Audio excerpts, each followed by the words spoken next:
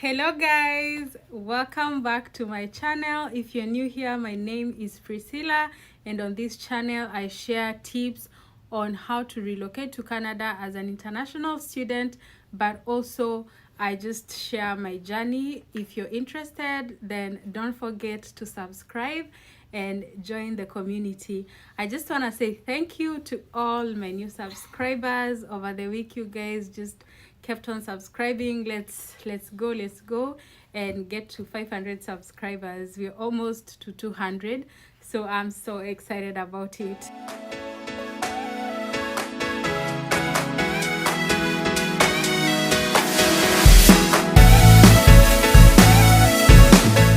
So over the week I was going through my Facebook and I found this Facebook page with my country people who are looking to relocate to Canada. I initially thought it's just a group with people in Canada, so I wanted to connect with Kenyans here in Canada, especially the ones in Prince Edward Island, but a majority of them were people who are still in Kenya and are in the process of or are thinking about relocating to other countries for better opportunities. So I was like, you know what, going through the comments, there were so many people who are talking about the way the agents are ripping them off, and then someone was asking if medical is 30,000, and I was like, wait, I didn't do my medical at 30,000, so that is definitely a rip off. So I was like, you know what, I'll just post, and whoever wants information on how to relocate to Canada as an international student, I can give them the information, and if they are coming to Prince Edward Island, maybe we can connect. So that was my aim, and I posted on there, and I got quite a few messages, I got quite a few requests, and some of them even became subscribers. So I was like just trying to connect and helping in any way that I can.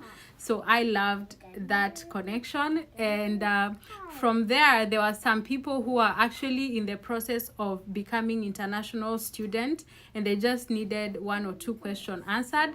There were some people who are just looking to relocate, but they cannot do the study route.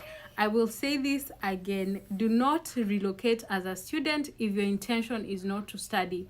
One, studying is expensive, so it would be a waste of money if you came as a student and got here and you change in between, because before the school year starts, you have to pay your full year tuition. So if your year is 12 or 15,000, you're paying 15,000 and you have no intention of studying.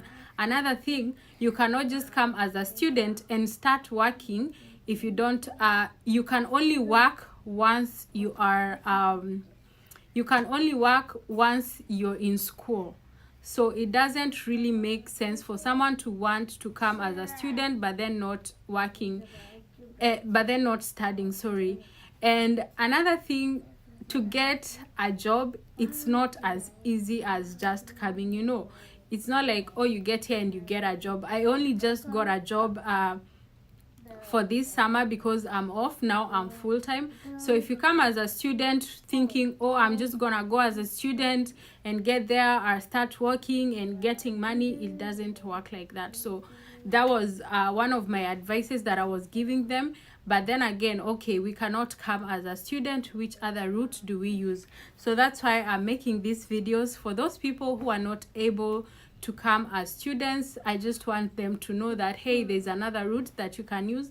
And yes, I may not be able to go exactly into details, but it is a starting point for someone out there, okay? So one thing that I noticed is that most people are talking about the way people are getting rejections for their visa, for their visit visa. And it makes completely sense why these rejections are happening. One, I think they're in the process of implementing that visit visa are no longer getting work permits. So if you're coming for 6 months and you're not when you get a visit visa, they assume you're staying for at least 6 months.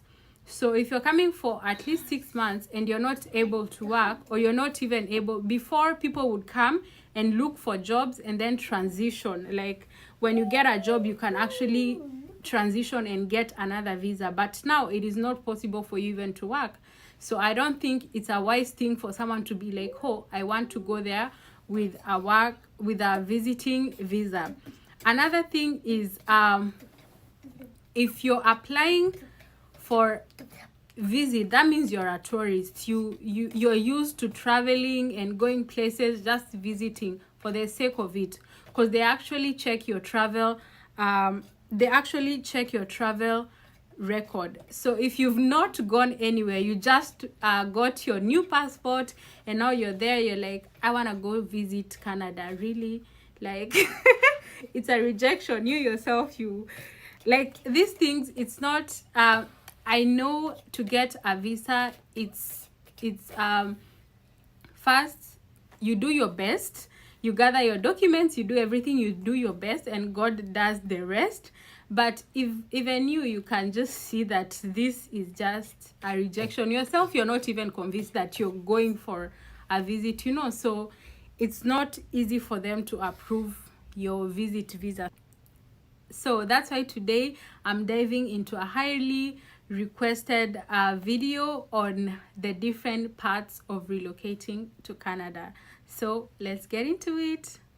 Today we're diving into the world of relocating to Canada. Now, there are different pathways you can take to make this dream a reality. Today, we're going to explore 6 popular routes that can help you make the move to Canada. First up, we have the Express Entry Program. This is a federal program designed to attract skilled workers who can contribute to the Canadian economy. It's a point-based system that evaluates your age, education, work experience, and language proficiency. The higher your score, the better your chances of being invited to apply for permanent residence. Next on our list is the Provincial Nominee Program, PNP. Each province has its own PNP, which targets specific occupations or industries that are in demand. For instance, if you're a nurse, you might find a province looking for healthcare professionals. The PNPS also have different requirements, so it's essential to research the province you're interested in. Thirdly, we have the Quebec Skilled Worker Program. This program is unique because it has its own selection grid and French language requirements. If you're interested in this route, you'll need to demonstrate your French language skills and meet the requirements of the selection grid. Fourthly, we have the Canadian Experience class. This route is for those who have gained Canadian work experience. It's a great option if you've been working in Canada and want to stay permanently. Fifthly, we have the Rural and Northern Immigration Pilot Program. This program aims to attract and retain workers in rural and northern communities in Canada. It's a great option if you're interested in living in a smaller town or rural area. Lastly, we have the Startup Visa Program. This route is for entrepreneurs who want to start a business in Canada. It's a great option if you have a business idea and want to launch it in Canada. So there you have it, folks. These are just some of the popular routes to relocate to Canada. Each route has its own unique requirements and benefits, so it's essential to research and find the one that best suits your needs. Remember, relocating to a new country is a big decision, and it's essential to have all the information you need to make an informed decision. So, if you're considering relocating to Canada, we hope this video has given you some insight into the different routes available. Thanks for tuning in, and if you found this video helpful, don't forget to like, share, and subscribe for more content like this. Until next time, happy travels! So there you have it, the different parts that you can use to relocate to Canada. And this information is found in the Canadian government website. You can get the step-by-step on how to do it, and I know there are so many videos out there that talk about the different parts. You just have to have time to research and ujitume tu, like hapa ni kujituma ama if you have money you pay someone akufanyie. So yeah, for the study permits at studycanada.com you can find all the information. for the students, if you're a young student, if you're doing masters and PhD, there are so many scholarships. So you just have like unajituma tu na unafanya research na hopefully you will get something. So yeah, that's it from me.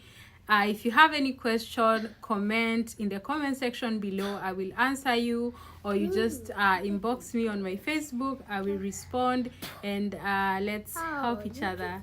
See you next time. Bye.